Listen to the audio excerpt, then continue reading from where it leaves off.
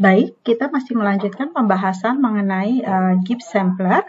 Sekarang pada video ini kita akan mencoba menggunakan aplikasi R untuk menunjukkan bagaimana contoh aplikasi dari si Gibbs Sampler.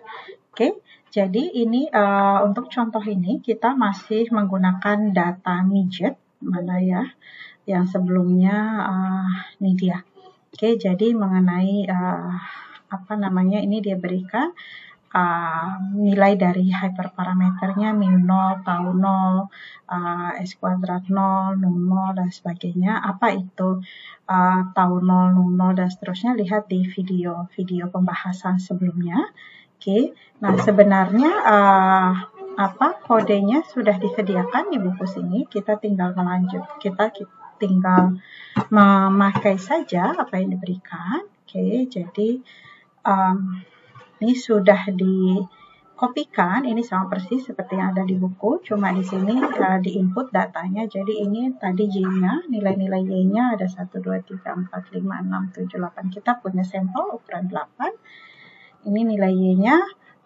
Yang kita punya sampling model adalah Y1, Y2, dan seterusnya sampai Y8 berdistribusi normal dengan min theta dan variasi sigma kuadrat.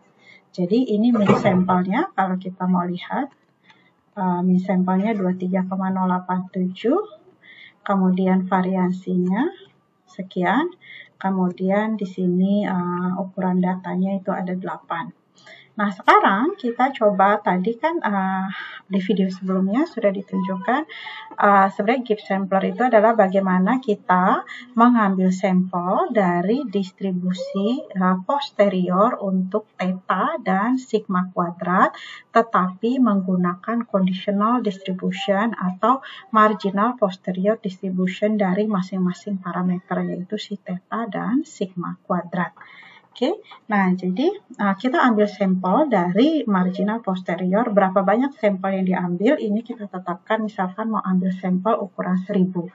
Dan kita siapkan tempatnya, jadi P ini matriks sebanyak 1000, kolomnya 2, karena kan kolom 1 isinya adalah theta, kolom 2 isinya adalah si sigma kuadrat, gitu ya, dan ada 1000 nilai yang kita ambil. Oke. Kemudian di sini untuk nilai awalnya kan tadi di video sebelumnya kita sudah bahas bahwa untuk algoritma Gibbs bekerja harus ada suatu tebakan awal untuk nilai dari parameternya, dan ini tebakan awalnya kita ambil saja dari data sampel. Jadi di sini ini min Y kita punya tebakan awalnya seperti ini, kemudian yang kolom kedua ini kita ambilnya presisi, ya, yaitu 1 per sampel. Oke, kemudian ini kan minnya kan sama, kita ambil min sampel 23,0875, kemudian ini presisi 1 per variansi, jadi 1 per 3620. Ini dapatnya 2,76 kali 10 pangkat min 4. Nah, itu nilai-nilai awalnya sudah kita masukkan, kita set sheet. Ini tidak harus 1, intinya set sheet ini adalah, ini kan karena kita melakukan ketika kita mengambil sampel, misalkan di sini P kita ambil dari distribusi gamma, kita ambil dari distribusi normal. Ingat di sini tadi posterior marginal dari theta adalah distribusi normal, posterior marginal dari si presisi itu adalah distribusi gamma. Nah, ini kan kita ambil sampel secara acak, artinya kan ketika prosesnya kita ulangi lagi, hasilnya tuh bisa jadi berbeda dengan yang jika kita lakukan saat ini.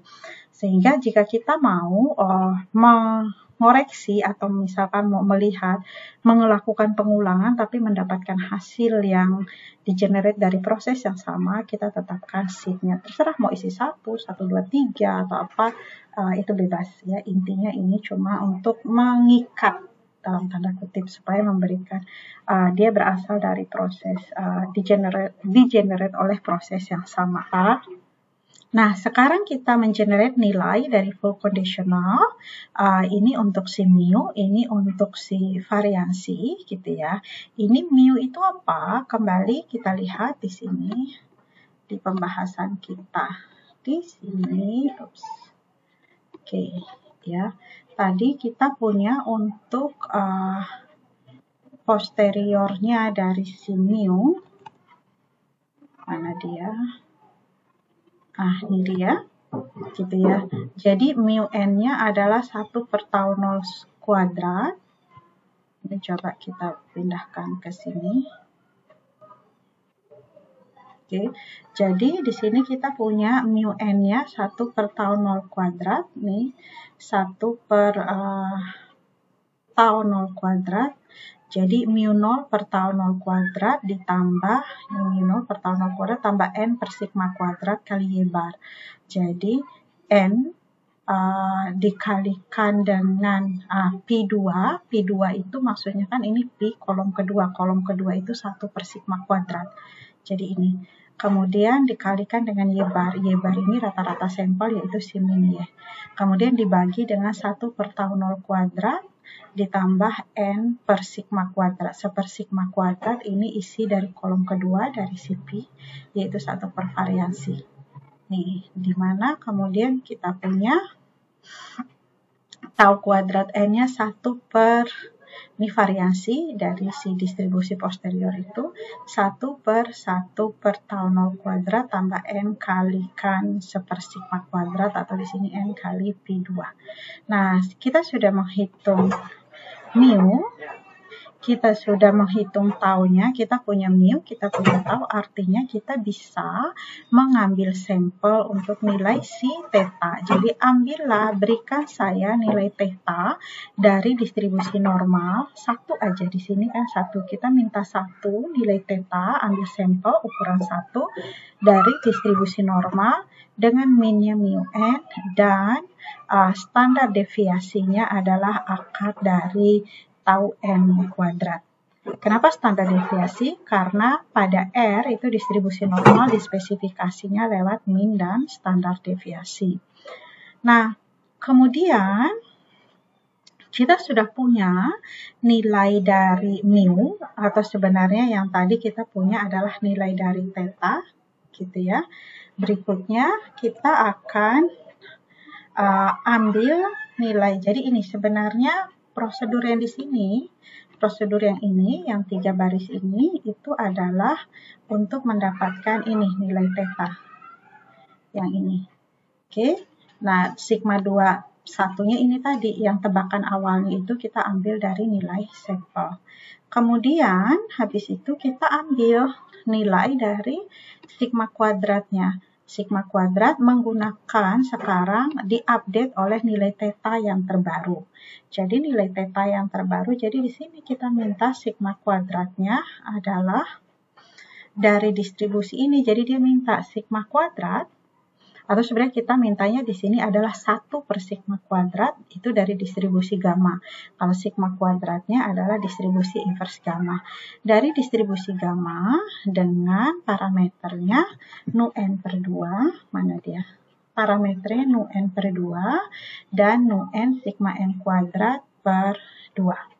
Nah, nu n-nya apa? Nu n-nya adalah nu 0 tambah n, kemudian sigma kuadrat n-nya apa? Di sini sigma kuadrat n-nya diberikan seperti ini. Jadi sigma kuadrat n-nya adalah 1 per nu n. Di sini 1 per nu n. Nu 0 kali sigma 0 kuadrat. Nu 0 kali sigma 0 kuadrat. Ini ditambah ns kuadrat. Nsn kuadrat. Nah, kenapa di sini berubah perumusannya? Ini sebenarnya di sini ada pembahasannya. Jadi yang ini nsn kuadrat, modifikasi sederhana saja sebenarnya ini. Jadi kita dapatkan bentuknya ini n-1, yang di sini n-1 dikalikan variasi y, ini kan variasi sampel s kuadrat ditambah n kali y bar, ini min y, dikurangi theta. Theta yang tadi kita dapat dari sini. P1 artinya kan ini kolom pertama itu adalah untuk si min. Ya, yang kita dapatkan dari situ. Kenapa sih harus dimodifikasi? Nah, ini sebenarnya alasannya sebenarnya lebih ke computational cost-nya gitu ya. Jadi, setiap iterasi yang berubah, ini tuh nggak berubah. S kuadrat, Y bar itu nilainya tetap sama, jadi lebih cepat dalam proses perhitungannya. Oke, jadi demikian seterusnya. Jadi ini kan for S in 2 sampai S. Jadi ini looping kan. S-nya 2. Oke, update nilai theta atau di sini nilai mu. Sesudah update nilai mu, gunakan nilai mu tersebut untuk mengupdate nilai sigma kuadrat. Terus udah gitu muter lagi, neng ke sini. Akhirnya kan simpan ini, simpan nilai mu dan nilai dari sigma kuadrat yang sudah diupdate ke dalam matriks yang sudah diselesaikan. Terus berikutnya iterasi berikutnya dan seterusnya sampai nilai yang ke 1000. Nah, di sini mu0 coba kita run. Tapi ini kita harus masukkan mu0 tau 0 itu adalah hyperparameter atau parameter dari prior, harus dispesifikasi dulu, dan di pembahasan sebelumnya, video sebelumnya itu coba lihat kita menspesifikasinya mu0 dan tau 0-nya seperti ini. Jadi kalau kita coba run ini, oke, ini kalau kita mau melihat isinya, nih, jadi kolom pertama ini ada 1000 nilai. Kolom pertama itu adalah untuk nilai sampel dari distribusi posterior dari min. Kemudian kolom kedua adalah sampel ukuran 1000 dari distribusi posterior dari presisi atau 1 per variansi. Nah, bagaimana kita menggunakan nilai ini? Sebenarnya kita bisa saja coba kita buat plot dari P kolom ke 1. Oke, kalau kita coba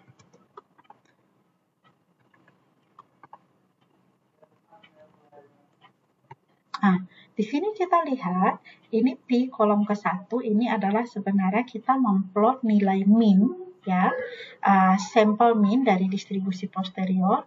Di sini kita lihat, kita kasih tebakan awal tadi dari min sampel, tapi kemudian kita update terus gitu ya dari distribusi posteriornya dengan menggunakan Gibbs sampler diupdate. Nah, ternyata cepat sekali dia konvergennya gitu ya, langsung menuju ke nilai yang seharusnya, dan di sini oke, nilainya berfluktuasi, tapi sebenarnya kita lihat tidak ada lompatan yang terlalu jauh dari pola fluktuasi ini. Jadi kita bisa katakan ya konvergen lah. Jadi hasil dari si Gibbs sampler ini cukup memadai. Kalau kita mau melihat mengenai misalkan ini P2 ini sebenarnya presisi ya. Jadi ini 1 per variansi. Kita dapatkan hasilnya juga di sini oke, fluktuatif gitu ya, tapi sebenarnya dia masih berada pada rentang yang kita masih bisa katakan konvergen. Karena apa? Karena tidak ada misalkan fluktuatif di sini terus lompat ke sana, terus di sini lompat ke sini, terus di sini itu enggak. Jadi hasil seperti ini itu cukup memadai dan kita cukup happy dengan hasil dari Gibbs sampler. Jadi di sini dikatakan bahwa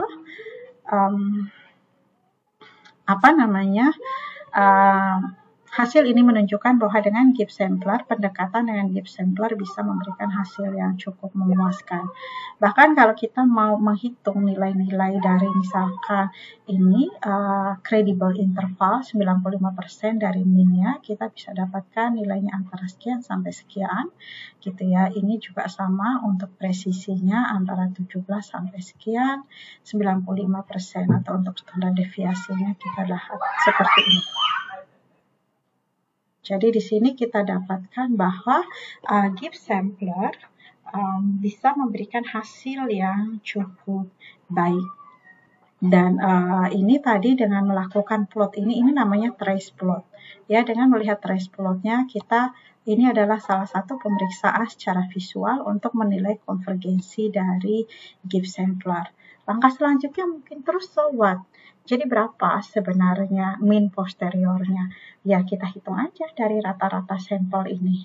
Jadi kalau misalkan kita tadi mau melakukan inferensi mengenai theta, ya sudah kita lihat saja dari rata-rata dari si theta based on si posterior ini.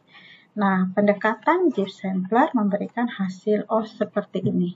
Ini adalah mean posterior, aproksimasi mean posterior dari permasalahan tadi dengan menggunakan Gibbs sampler.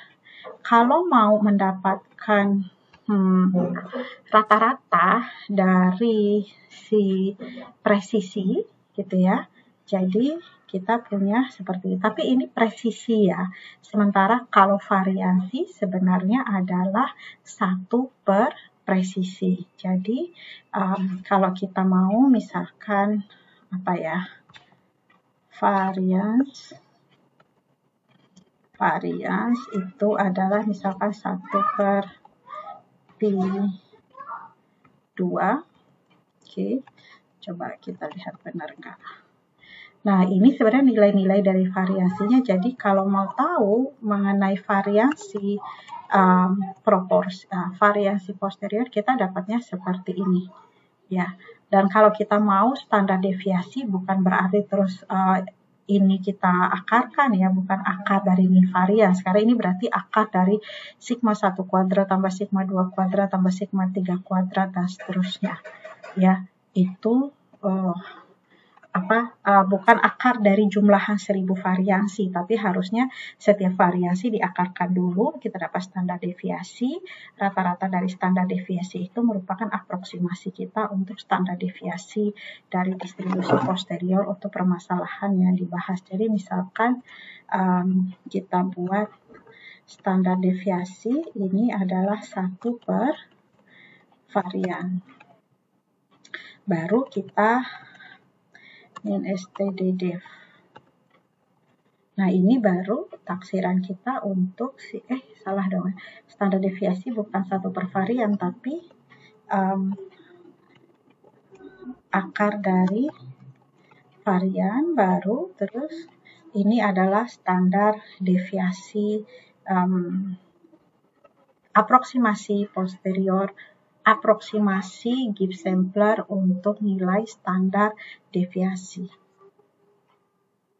Oke, jadi dari sini kita sudah melihat bagaimana salah satu metode untuk melakukan inferensi secara Bayesian jika kita tidak menggunakan distribusi posterior secara analitis, tapi menggunakan pendekatan numerik dengan metode Gibbs sampling.